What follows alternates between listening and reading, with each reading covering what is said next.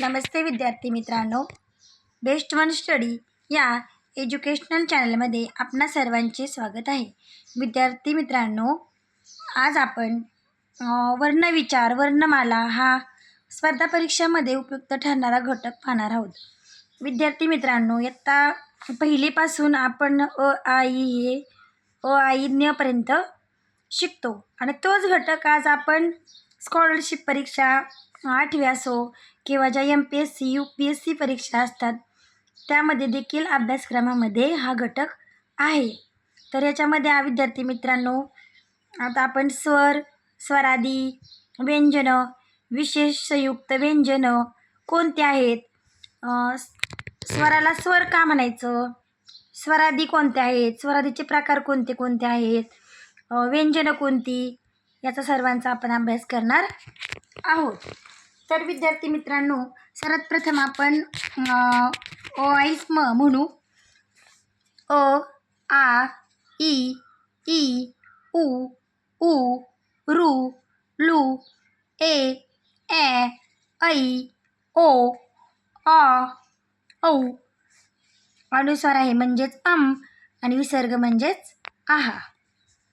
त्याच्यानंतर क, ख, ग, घ, न, च, छ, ज, झ, त्र, ट, ठ, ड, ढ, न, त, थ, द, ध, न, प, फ, ब, भ, म, य, र, ल, व, श, श, स, ह, ळ, शत, न्य. तर विद्यार्थी मित्रांनो, सर्वात प्रथम आपण स्वर पाहू. तर स्वर कोणते हे आहेत विद्यार्थी मित्रांनो, आपले स्वर अ पासून ते औ पर्यंतचे. त्याच्यामध्ये काही संयुक्त स्वर पण आहेत, पण सध्या आपण फक्त स्वर पाहूत. मग अ पासून ते औ पर्यंतचे आपले सर्व स्वर आहेत. मग यांना स्वर का म्हणायचं? तर विद्यार्थी मित्रांनो, सर्वात प्रथम आपण स्वराची व्याख्या पाहू.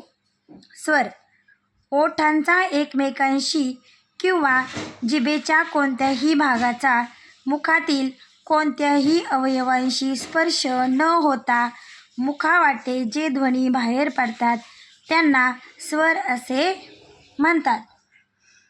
तर विद्यार्थी मित्रांनो, आपल्या ओठांचा एकमेकांशी म्हणजे खालच्या ओठाचा वरच्या ओठांबरोबर किंवा आपल्या जिभेचा तोंडामधील कोणताही भाग म्हणजे टाळू किंवा दात यापैकी कोणत्याही अवयवाला स्पर्श न होता मुखावाटे आपल्या काही ध्वनी बाहेर पडतात, त्याला आपण काय म्हणतो? स्वर. ते विद्यार्थी मित्रांनो पहा, अ आई म्हणून पहा.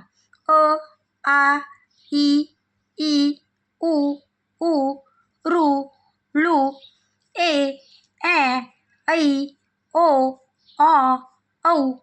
हे स्वर उच्चारत असताना आपले ओठ एकमेकांना चिकटत नाहीत किंवा तोंडामधील जिभेचा तोंडामधील कोणत्याही अवयवाला स्पर्श होत नाही, त्यामुळे यांना आपण काय म्हणतो?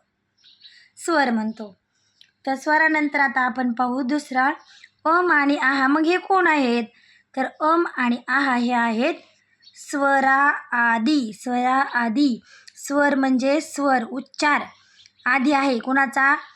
आधी म्हणजे अगोदर. स्वराचा उच्चार अगोदर केला जातो त्याला म्हणतात स्वरादी. तर हे पहा, आणि आहा. ही अनुक्रमे शिरोबिंदू आणि विसर्ग यांची चिन्हे आहेत. मग वर अनुस्वार देणे म्हणजेच कोण? शिरोबिंदू. आणि पुढे 2 डॉट असणे म्हणजेच कोण? तर विसर्ग. अनुस्वार व विसर्ग यांचा उच्चार करताना वर्णाच्या अगोदर स्वर येतो म्हणून त्यांना स्वरादी असे म्हणतात. तर विद्यार्थी मित्रांनो, स्वरादीची व्याख्या दिलेली आहे. अनुस्वाराचा किंवा विसर्गाचा जेव्हा आपण उच्चार करत असतो तेव्हा वर्णाच्या अगोदर स्वर निघतो म्हणून स्वर आदी अशी स्वरादीची व्याख्या आहे. विद्यार्थी मित्रांनो, अनुस्वार आणि अनुनासिक म्हणजे ह्याच अनुस्वारामध्ये पण पुन्हा दोन आहेत. एक अनुस्वार आणि दुसरा आहे अनुनासिक. तर अनुस्वार म्हणजे काय? अनुस्वाराचा उच्चार स्पष्ट व खणखणीत होतो असे काही शब्द आहेत. आता विद्यार्थी मित्रांनो, काही शब्द असे आहेत त्याचा उच्चार एकदम ठणठणीत आणि स्पष्ट होतो. उदाहरणार्थ पहा, गंगा, घंटा, आंबा, उंट म्हणजे ह्या अनुस्वाराचा उच्चार स्पष्ट आणि खणखणीत सुद्धा होतोय म्हणून त्याला काय म्हणायचं? अनुस्वार म्हणायचं. आणि काही वेळा अनुस्वारांचा उच्चार अस्पष्ट ओझरता होतो त्याला म्हणायचं अनुनासिक. उदाहरणार्थ देवांनी, घरांमध्ये म्हणजे ह्याचा उच्चार स्पष्ट होत नाही म्हणून त्याला म्हणायचं अनुनासिक. तर व्याख्या पहा, स्पष्ट व खणखणीत उच्चारांना अनुस्वार असे म्हणतात, तर ओझरत्या अस्पष्ट उच्चारांना अनुनासिक असे म्हणतात. त्याच्यानंतर विसर्ग. आपण जिथं आहा म्हणतो तो म्हणजेच कोण? विसर्ग. विद्यार्थी मित्रांनो, विसर्ग याचा अर्थ श्वास सोडणे होय. खरे विद्यार्थी मित्रांनो, आपण जेव्हा अ आई म्हणतो तेव्हा आहापाशी येतो आणि आहापाशी आल्यानंतर आपण थोडंसं थांबतो. आपण पकडलेला जो श्वास आहे तो आपण इथं सोडतो आणि मग तोच म्हणजे त्याला आपण काय म्हणतो? विसर्ग. विसर्ग याचा अर्थ श्वास सोडणे होय. त्याच्यानंतर विद्यार्थी मित्रांनो, हे आहेत व्यंजने. तर विद्यार्थी मित्रांनो, मराठी वर्णमालेमध्ये क ख पासून ते हळ पर्यंत वर्ण हे व्यंजने आहेत. ज्यांचा स्वतंत्रपणे उच्चार करता येत नाही त्यांना व्यंजन असे म्हणतात. आणि विद्यार्थी मित्रांनो, हे आहेत विशेष संयुक्त व्यंजने. संयुक्त व्यंजने म्हणजे हे व्यंजन श किंवा ज्ञ तयार होत असताना हे दोन शब्द एकत्र येऊन तयार झालेले आहेत. श आणि ज्ञ म्हणजे श क्षत्रियाचा हा, के, क आणि हा श हे दोन शब्द एकत्र येऊन श तयार झाला आहे. आणि द आणि न हे दोन एकत्र येऊन न्य हा शब्द वर्ण तयार झाला आहे.